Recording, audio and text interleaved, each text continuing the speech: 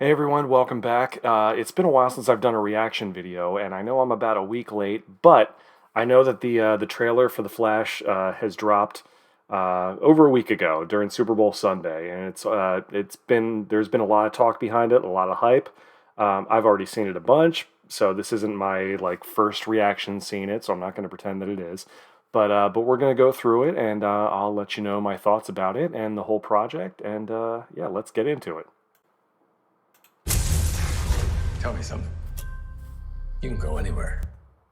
I dig the new suit, by the way. I know a lot of people had some stuff to say about the new Flash suit.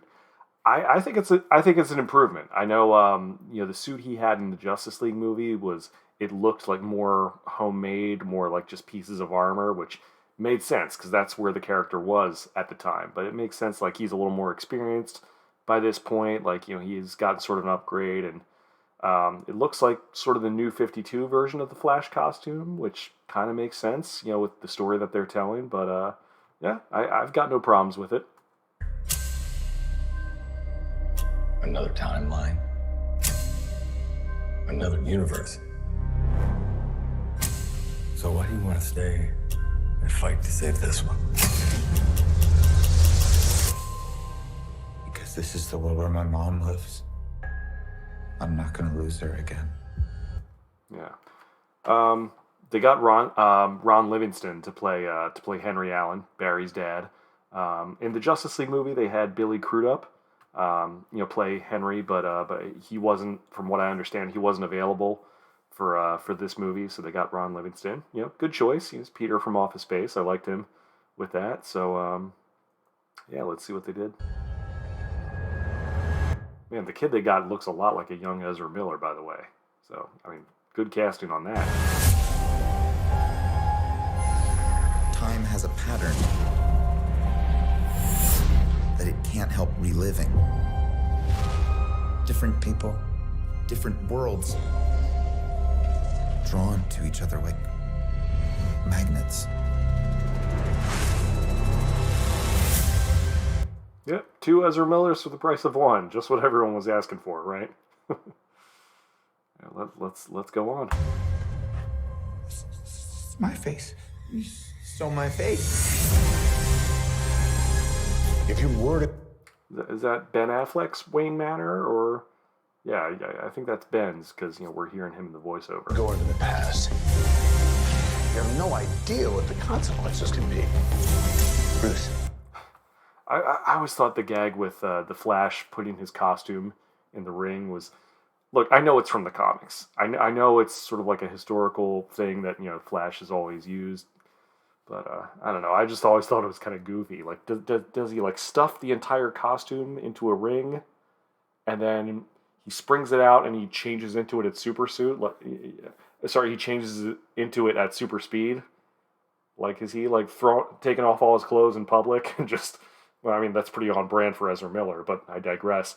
And just changing right out there, I don't know. That's what happens to the rest of his clothes? That's just, I don't know. It's kind of goofy, but they're putting it in, so it's a nice nod, I guess. I could fix things. You could also destroy everything. Boy, if that isn't my attitude towards James Gunn and Peter Safran, they could destroy everything, but that's neither here nor there. We'll see how that goes. This can't be happening. I completely broke the universe. Zod. We've been waiting for you. I gotta say, I was pleasantly surprised when I first saw this, that Michael Shannon was coming back as Zod. He was so good in Man of Steel, and that's, as much as I loved Man of Steel, I hated the fact that I was like, man, it's a shame he had to die at the end, because he's so good, he's such a good villain and such a great actor. It's a shame we couldn't see more of him. So I'm glad we're at least getting to see him come back as Zod for this one. So that's pretty cool. I created a world with no metahumans. And now there's no one to defend us. Want some help?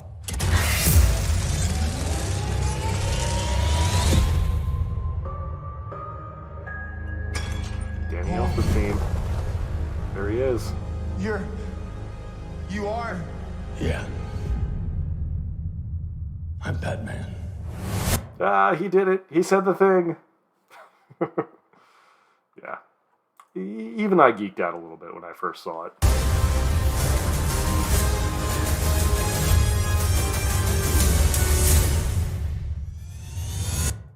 He's moving around pretty good for a guy in his 70s.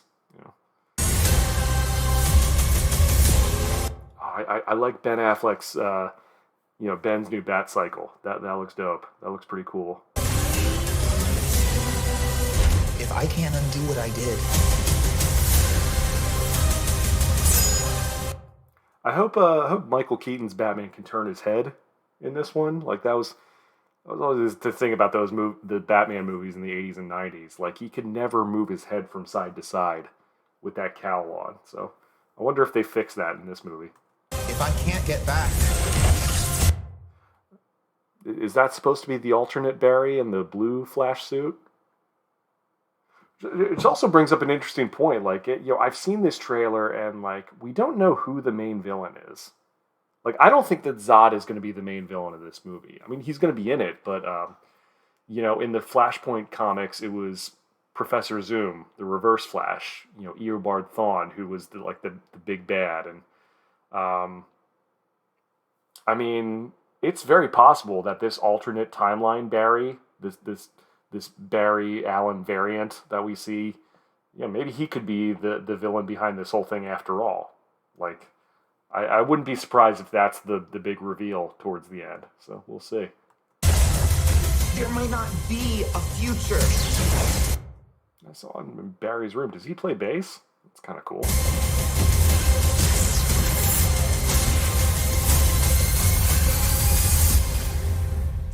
What's the play? Batman, what do we do? We try not to die. Here's the sort of Supergirl, Kara Zor-El. Let's see what she's got.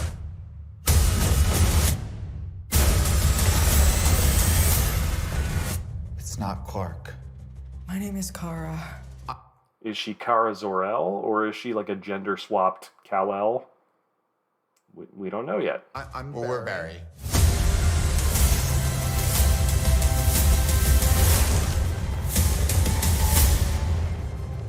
Barry, what are you doing? Our kids are gonna want to see this.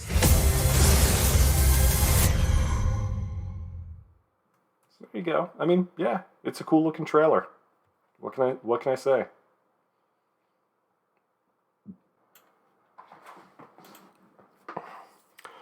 All right, so we've all seen it, we've all gone through it. I've got a lot of mixed feelings about it, as you could probably imagine. Like, yeah, it is kind of cool to see Michael Keaton back as back as Batman, I should say. I mean, I grew up loving Michael Keaton's Batman as much as everyone, but to be honest, like I wasn't really like, I'll put it to you this way. A lot of people have been clamoring for Michael Keaton to come back and do like a Batman Beyond movie as like an older Bruce Wayne, and I really haven't been. Like, Michael Keaton was a great Batman, but like I had no desire to see him come back after all this time. It's like, all right, like, he had his moment, he had his time, but like I've kind of moved on from Michael Keaton's Batman. It's like, it almost feels like Superman Returns all over again, where they wanted to invoke all the Christopher Reeve era Superman and bring it to today. And it's just like, well, it's like, it's kind of like it's been long enough where it's like, maybe we can see something new with it, or I don't know. It just feels like taking a step backwards. But I mean, look, I knew that this project was in development for a while.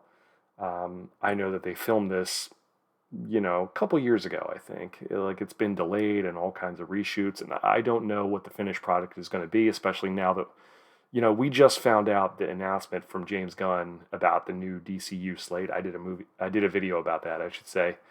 So I gave my reactions on that. So I don't know how much those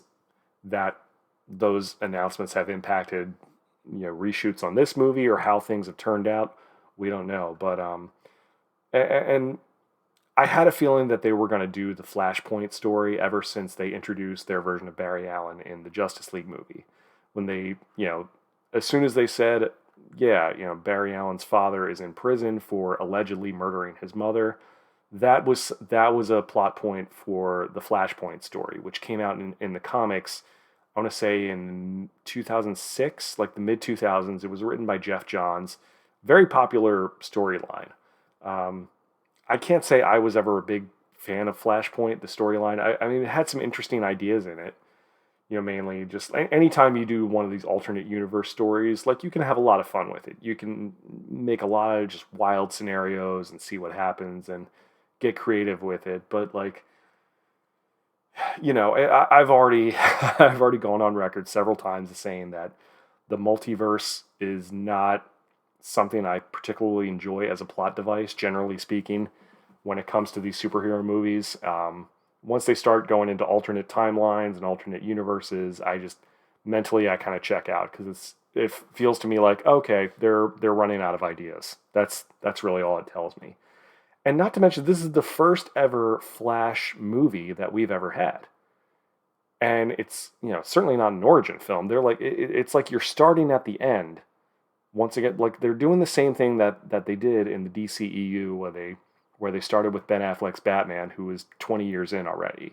Like there's all this time that happens off screen that we don't get to see. And that's what they're doing with with the Ezra Miller Flash movie.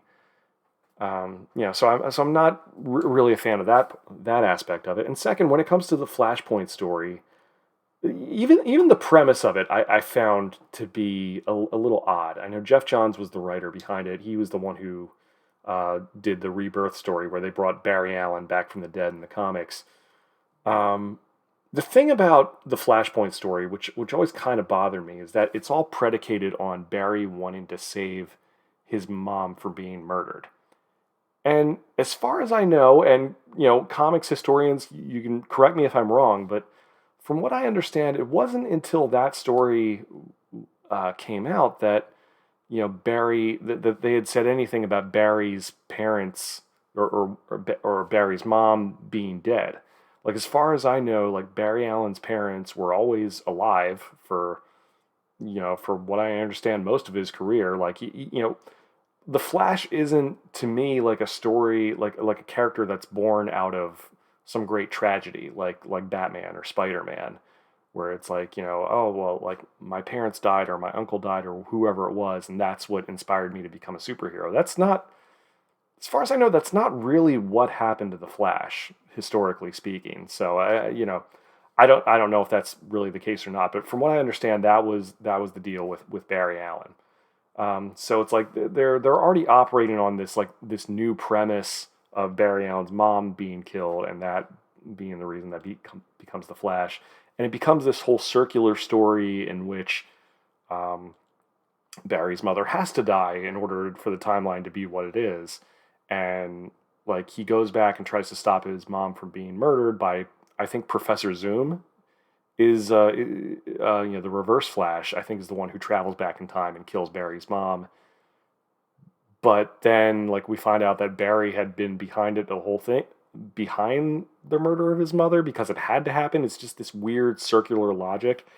And, it's also a story in which, like, he prevents this one thing from happening, but it causes this giant, like, butterfly effect ripple throughout the whole DC universe, in which, somehow, in the Flashpoint comics, it just had all these crazy effects, like Superman, like with Kal-El not arriving to his parents. He wasn't raised by the Kents. He was locked in a government cell his entire life, which, like, I don't see how saving Barry's mom would impact that. And also the big story, part of that was,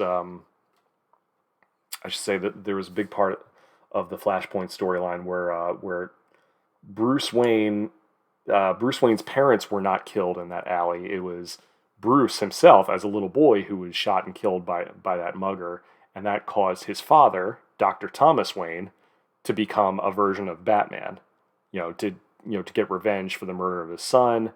And it became this whole thing. And I feel like, Michael Keaton's Batman is sort of taking that particular place in the story. So I guess that's why they thought to bring back Michael Keaton to have an older Batman to be a part of that.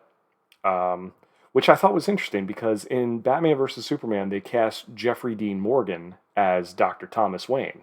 Now, Jeffrey Dean Morgan, for those of you who probably know, he's really famous for playing Negan on The Walking Dead. He also played the comedian in Zack Snyder's Watchmen movie.